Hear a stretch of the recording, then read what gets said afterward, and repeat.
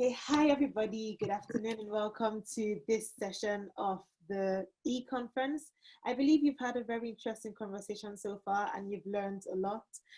For this session, we are going to be meeting a very interesting lady, Mrs. Napa Onwusah, and she's going to be teaching us on business adaptation.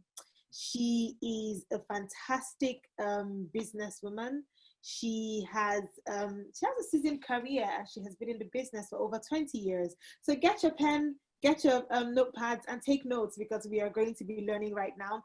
She has successfully started 5 thriving businesses across digital marketing, fashion, photography, and technology.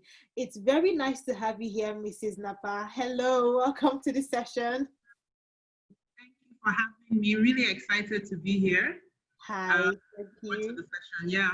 Yeah. Okay, can you tell us a bit about yourself? I know I've said some things, but we would like to hear directly from you. Can you tell us about yourself?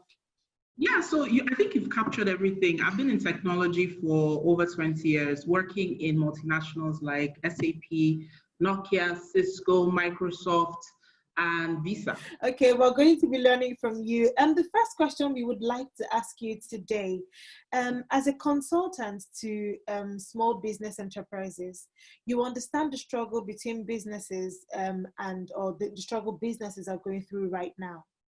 What do you think is the first line of action entrepreneurs should take, given the sudden change in everything? You know, life as we know it has changed. What do you think is the first step every entrepreneur should be taking right now? Okay, so that's really loaded, the question. So many different nuances to the first step you should take.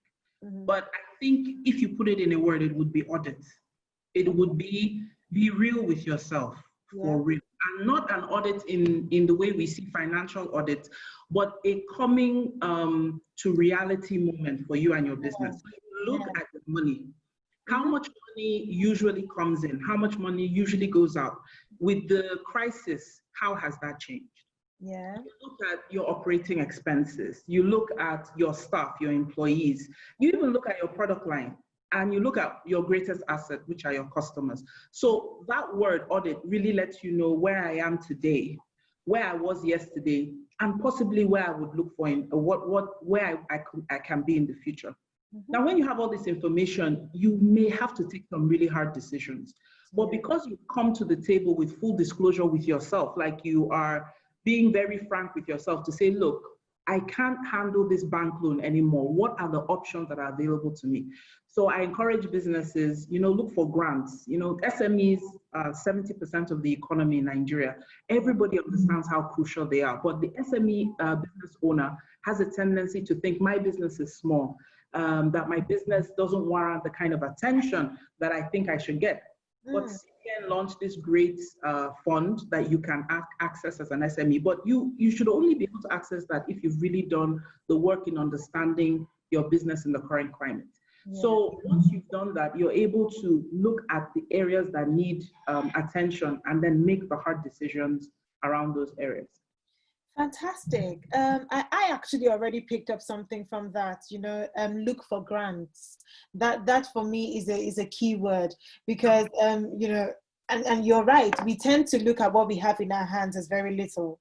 We don't see, the potential in what we have. And I think it's just important that we, do what you said, look for grants. If I may just, capitalize on what you've just said, are there any grants that you can think of, just off the top of your head, any kind of grants you can talk about to specific businesses in this season that is available in Nigeria particularly? There are so many, and there are grants that are available not only onshore but offshore. So we have COVID relief funds, for example. There are many organizations that are offering this. Some banks even have funds for individuals and organizations that are hard hit. I talked about the CBN COVID relief grant loan facility. It's single digits. It takes a minute to get through, but I think the ceiling is 10 million naira, and you can apply it to your business and you pay over some time. So see, what I encourage young business owners to do is that every day, go online and look for grants, look for low interest loans, look for intervention funding. These are things that can help you, but don't do it until you are quite sure of where your business is as of today. So you may need to diversify your product list. You may need to look at reducing operating expenditure. You may need to renegotiate with your banks. You may need to break leases. You need to be real with yourself and tell yourself the honest goodness truth, what you can afford and what you can't afford. So when the intervention funding comes in, you're able to apply it right in the correct way. But spend time every day. I stumbled across one. It was a 2-week grant period. It was for, its total value was $500 million. And it was, yes, it was for e-learning. So if you could show that you were able to provide an innovative solution to address some of the gaps in learning right now in Nigeria, you would have access to part of that fund. But what I see SMEs do instead is that they have started investing in social media ads. You know, it almost like there's a reaction to what's happening as opposed to trying to ride the wave. Yeah. So you're reacting, you're saying, oh, let me try and sell more. But even if you sell more, do you really need to continue paying for office space, for example? So you're not really looking at the salient part of the fact that this COVID might actually be an opportunity for your business to just get better in the future. Yeah, that's amazing. That's very, very amazing. Listeners, you're hearing this information here. You have grants out there that you can actually, get in touch with. You can apply for. But the most important thing, like we've learned just now, is auditing yourself, auditing your business, knowing your strengths, knowing your weaknesses, knowing the opportunities you have right now, knowing, where your business can go to, and being able to tell yourself the truth. People say it's the come to Jesus moment. Yes, bring yourself to the table and speak to yourself, tell yourself the truth about your business. Thank you so much for that. The second question we would like to ask you, the social media has proven to be a great resource for businesses. But it could, people worry that many will skip the phase of growth just to appear ready. And that could be misleading to the public. Because basically the way the online platform is, what you see is supposedly what you get. But what advice do you have for entrepreneurs on this subject? How can they be truthful but still positioning their businesses in the proper way? Well, this is a great question, actually. And I'll start with telling a very short story. Yeah. I really love crochet braids. Okay. There was this Instagram page I stumbled across, and the crochet braids were beautiful, right? Yeah. And I heard about the quality. The quality was great. And then I placed an order. My daughter was having her graduation. She wanted to do this particular hairstyle. So I ordered a week in advance. Yeah. And I told her, we really need it by this day. And then I was supposed to pick up at a certain time. Delivery person wasn't available to deliver. It became a logistics nightmare. And in the end, she did her hair, I think, a few hours to graduation. It was a great rush. Oh, yeah.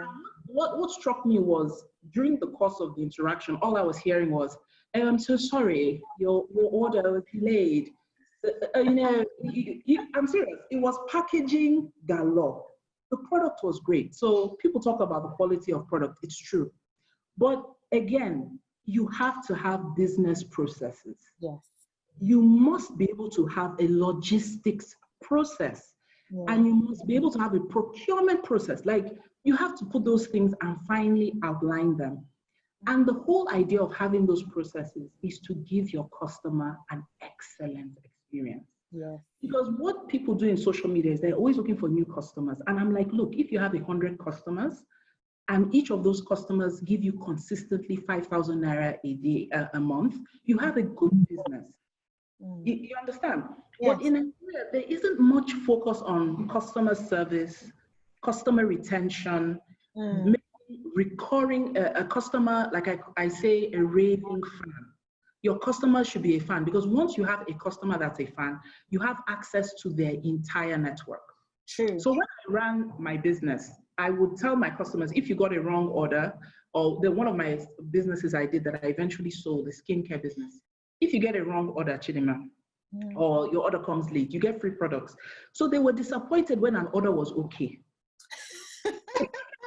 They will call. Yes, I understand that. Yes, because you knew you were going to get free stuff. So I Yeah. changed the perception of them thinking an order going wrong was a bad thing. Mm-hmm. I would speak to my customers because you see, the thing is, I always want you to choose me when you have cash.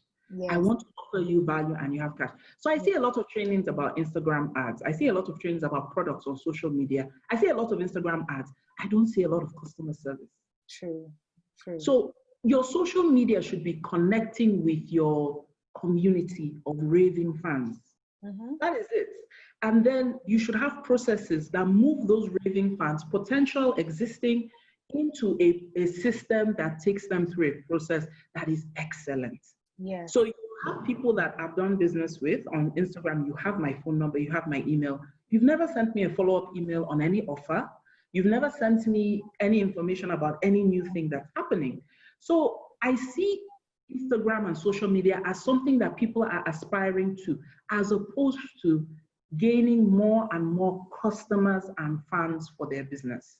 So having the patience to put the right things in place, to see social media as just an avenue, is what I see missing. So I encourage SMEs, look, have a goal for your social media. My social media pages drive traffic to my mailer list on my website. Okay. Once the customer hits the mailer list or hits the website, this is what kicks in. Mm-hmm. If anybody makes an inquiry about my product, I want to collect a phone number or sends me a DM, a phone number and email, I'm adding them to a list. Yeah. I'm adding them to something that starts that engagement. So I know it was a very broad kind of response, but I think social media is a tool for your business as opposed to being what is you should aspire to in terms of number of likes or comments under your pictures. It's really, really important for businesses to understand that your clientele would bring more business to you.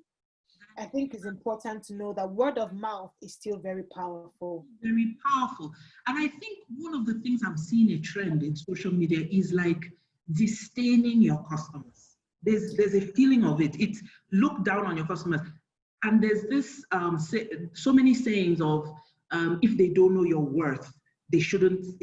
It's ridiculous. If a customer has cash and you have value, an exchange must occur. That's how you know you're a business person. Yes. You can't leave. It's one of the, I've been in sales for 20 something years. It's one of the key tenets of sales. You never leave money on the table. Mm-hmm. Always provide enough value that you consume that cash, and then you provide that value, and then after that, you follow up with your customer. So I've been working like you in technology for so many years. I've never had anybody that has helped me with a technology project call me 2 months later to say, how is it going? Never. They don't do that.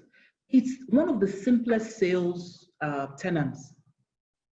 One of the very simplest. You follow up with your customer.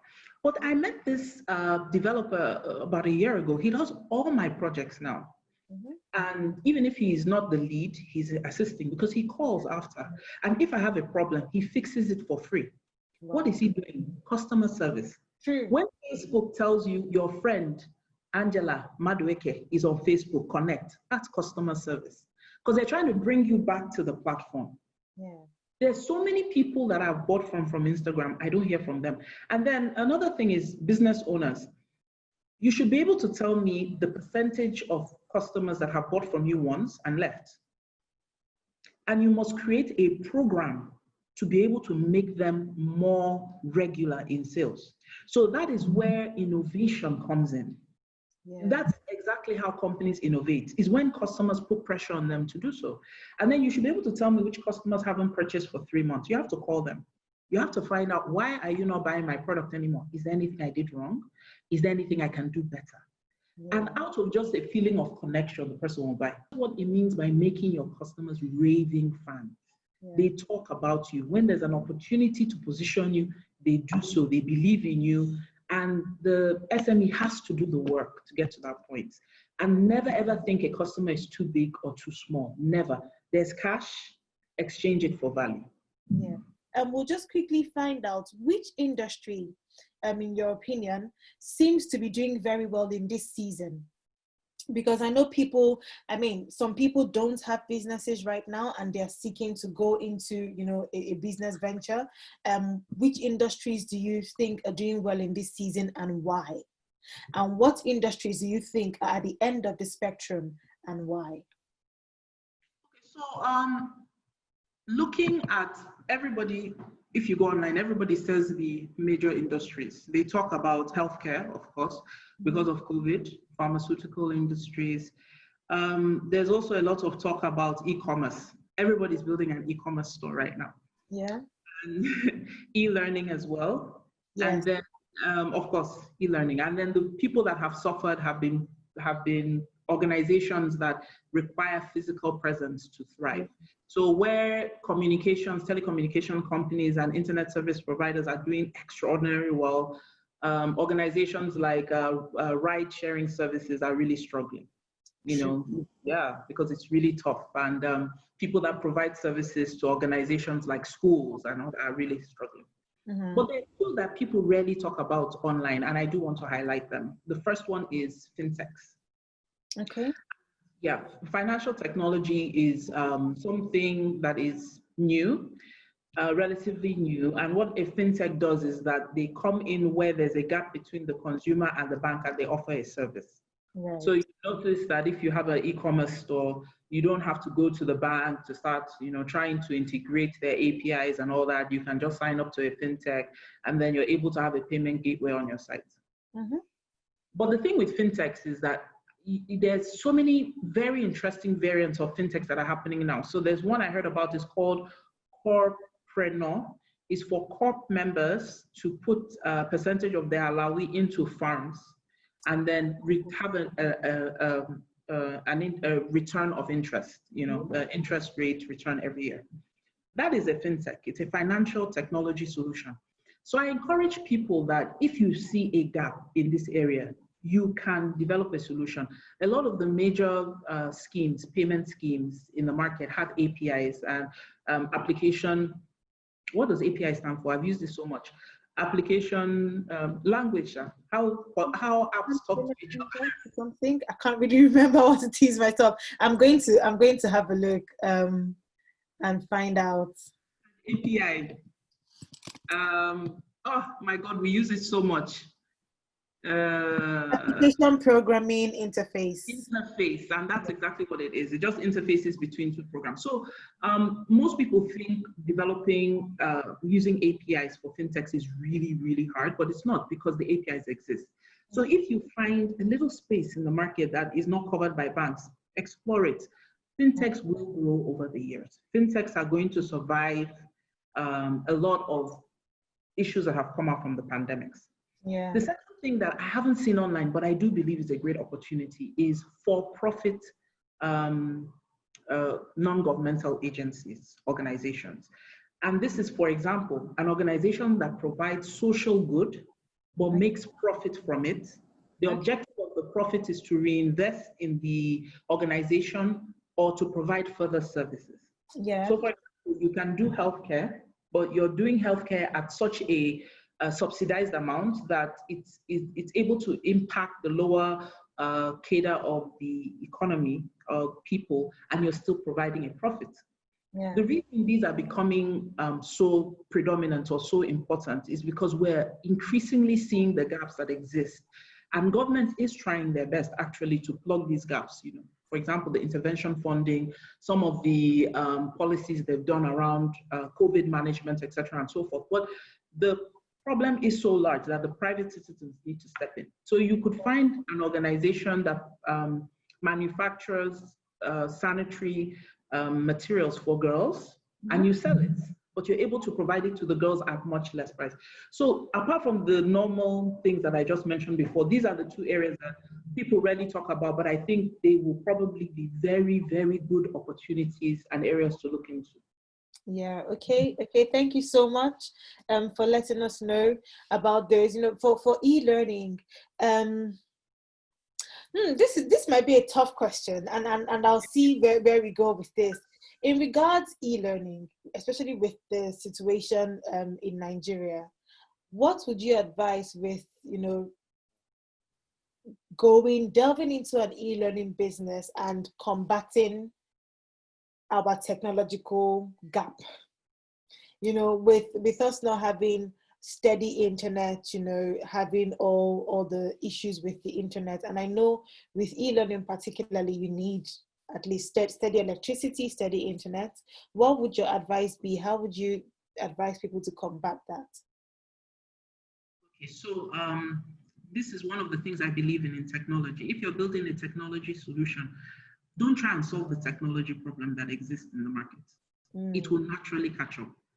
Yes. I've seen people that say they don't have money, but they're on Instagram, they're on TikTok, they're on they're on Facebook, they're on Twitter. Yeah. If something is important enough to somebody, they will find a way to access it.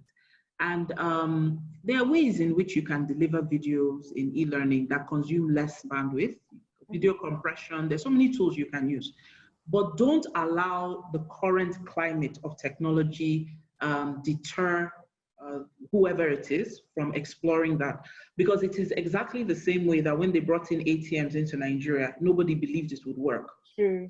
Yeah. True. But people brought them in anyway, because there is something about technology, it can't be stopped. Yes, it advances, yes. Yeah, it's gonna happen, it's gonna happen. Now, first mover advantage, like you said, is the most important thing. So the person that developed the application when it didn't look feasible will be ahead of the people that start developing when the environment is right. Mm-hmm. So Zoom was competing against Cisco WebEx, was competing against, which were the other big names then, Skype. And yeah. Zoom actually didn't have an easy time, really. They had quite a number of challenges, but they positioned at the time that it looked impossible. Now everybody wants to do a video conferencing. On Zoom, yes, yes. Yeah, so that's the first point. And then the second point is for e-learning, I encourage, if you're doing an e-learning platform, there are not enough e-learning platforms. So you have to do two things. You have to differentiate. What makes you different from Udemy, a Coursera, there's some other prominent ones. Yeah. What makes you different? So either you're looking at the business model or the delivery. You must be different. Mm-hmm. And then the second thing is niche. E-learning, blanket e-learning. You may not be big enough quite yet to compete with these big players. So maybe you just take, I want to be able to do e-learning for women in business and management. Mm. So you have a clear focus, and then you do a partnership with women. What's the name of that NGO? Women Biz Nigeria or something? Women business, yeah. Thank you very much. So you do a partnership with them, you get one of the members you're introduced to, put the person on your board, and you suddenly have something credible. You have a pipeline of customers you can now start bringing into the platform. So when you're building your business plan, think along those lines. Think of, how do I launch in the market with an MVP, which is a minimal viable product? So I don't invest so much in the product itself. How do I launch in a niche environment? And how am I able to leverage existing relationships to see if it can sell?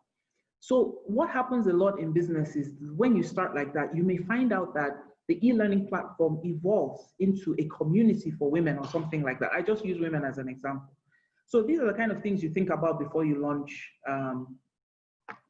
such a solution in the market. Thank you so much, Mrs. Napa.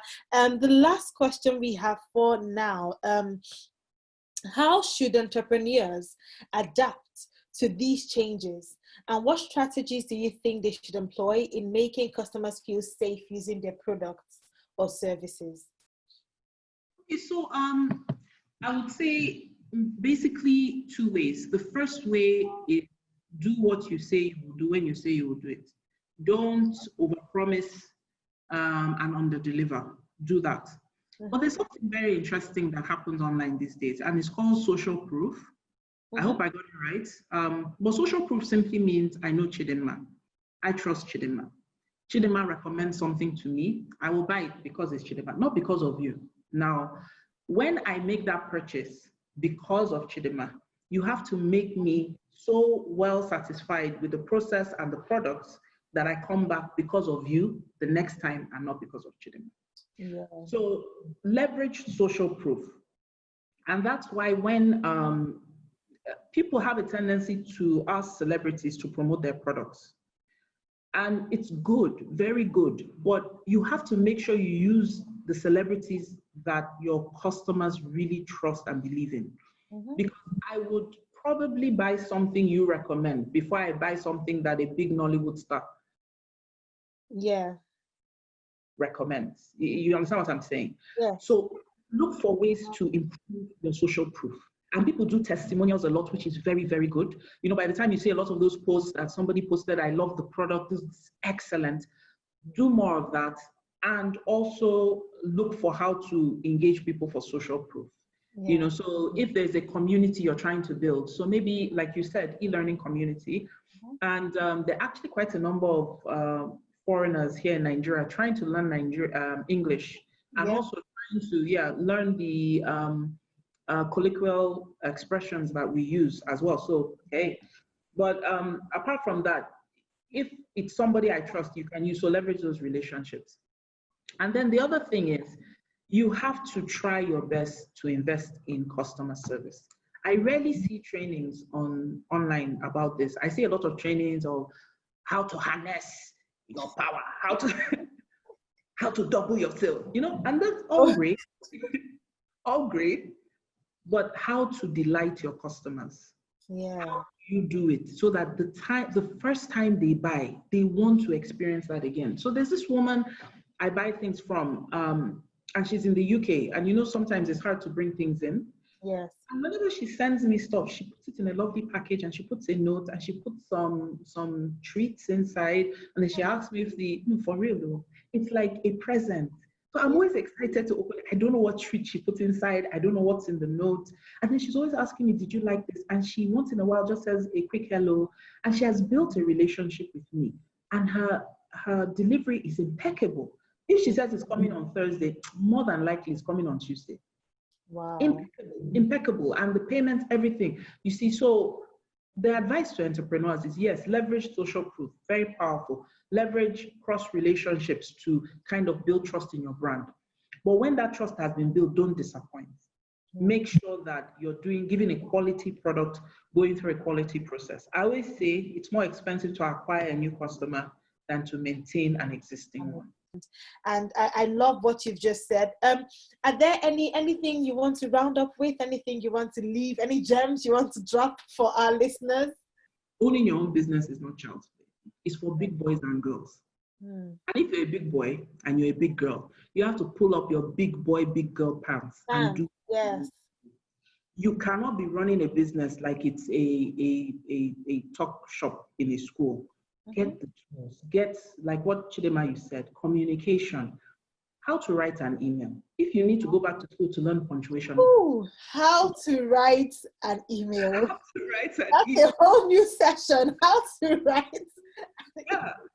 And social media has made us feel that you can start a business and just have your IG page and you're good. No, you need to sit down and work through processes. Yeah. And processes are not tough. It can even be on a piece of paper. You say, when a customer places an order, this is what happens. You can write it. It's not documental, just a sheet of paper, and you write, this is what happens. This is who owns each process. This is the expected time for each. So when you're talking to your customer, you say, look, it takes us 7 days. The reason it takes 7 days is because we place the order so and so. Is this okay with you? You see, you have added points to your name just by that. Then if there is you're not going to deliver on time, like I said, big boy, big girl, pick up the phone and call the customer and negotiate the thing out. Yeah. Put something on the table for your customer. And the last thing I want to say is, treat your customer the way you want people to treat you if you've paid for a service or a product. That's it. Mrs. Onwusah, thank you so much for being here with us. We loved having you, Napa. Thank you. We've learned a lot from you. Remember, everybody listening, do not overpromise. In fact, we would advise that you underpromise and overdeliver, because that would bring your customers your way and have them repeat. Thank you so much. It was lovely speaking to you. Hope to have you another time. Thank you. Bye. Enjoy your afternoon.